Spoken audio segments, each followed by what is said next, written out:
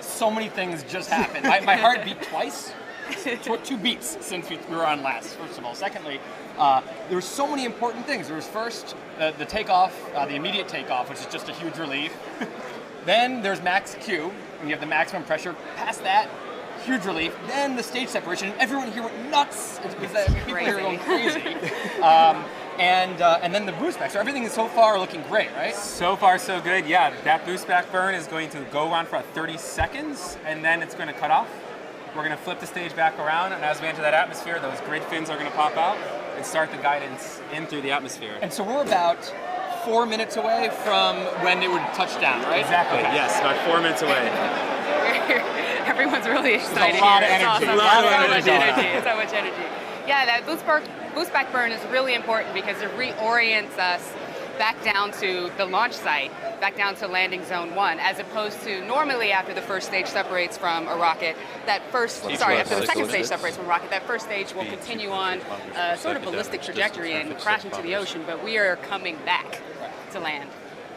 One of the things I think that is another thing that I just not that intuitive is what an orbit is, and so right now the second stage is going far into orbit. Right, Yeah. it is going faster and faster and higher to try to ping these satellites off into orbit. And what that means is you're not floating in orbit. The gravity is almost the same as it is on Earth. So what's happening is it's almost like the second stage is like a giant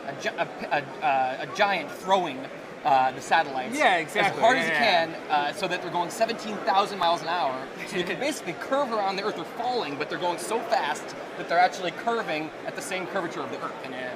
Well, yeah, and I know the same thing. A lot of people that I think of space as just going up really high and back down, which is a lot of like space tourism kind of things. But what we're trying to do is we're trying to deliver satellites and stuff like that. They're super really fast sideways. Which is why it's really hard to bring this stage back, because the faster you go, the harder it gets to actually come back as well.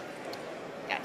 So, and also, being able to get all of these satellites into that orbit, that's really hard, but then having 11 and getting them to maintain their orbit is also really difficult. But let's check in actually with John Innsbrucker for another update on how both the second stage burn is going and also how that first stage is looking too.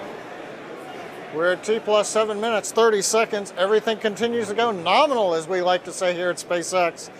Falcon 9 continues to power its way into orbit. The second stage is building up to 4.7 Gs of acceleration.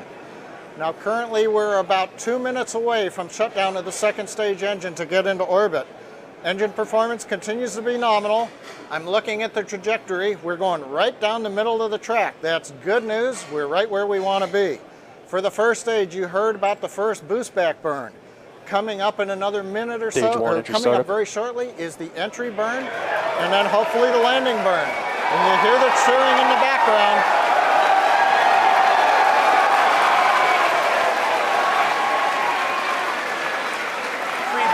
First stage is on its way. Everyone's super excited out here. That burn's going to last about another 30 seconds or so, slowing ourselves down as we get closer and closer to the landing pad.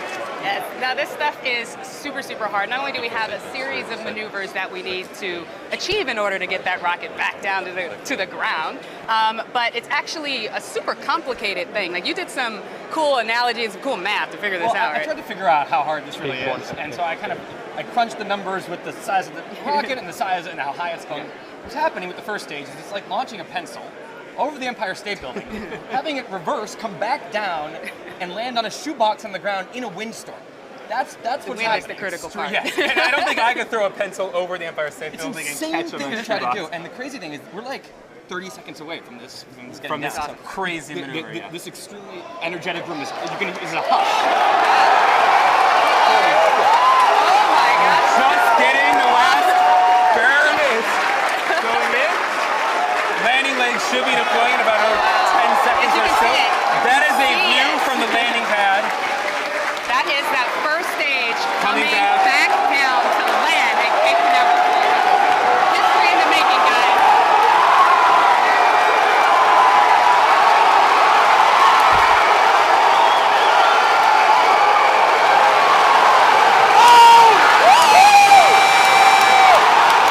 Stage 1 is landed. LZ-1, the Falcon is landed. Landing operators moving to procedure 11.100, section 3 on LZ-1 VNet and recovery net. Repeat, the Falcon has landed.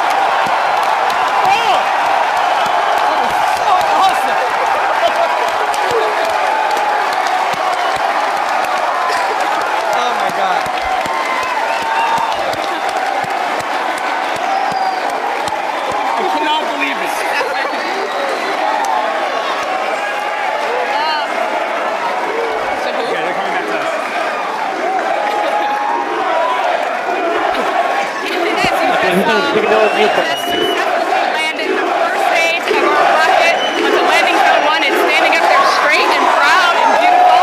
As you can tell, everybody here is going absolutely insane. And rightfully so. This is huge. Huge first time this has ever happened. Mood here is just extremely exciting. Tim's so happy you can come out and join this. Yeah, this is unbelievable. This is the most exciting thing I've ever witnessed. Yeah, I've never seen a group of people more excited, like freaked out excited, like the looks in those people's eyes there. And I gave someone a jumping hug. Lots of love around here today. It's hard to understand what a big moment this is. Every single space agency in the world is watching this. This is, I mean, there's so many quotes of people in space agencies saying, this will never be done. 5 or 6 years ago, people saying, it's not possible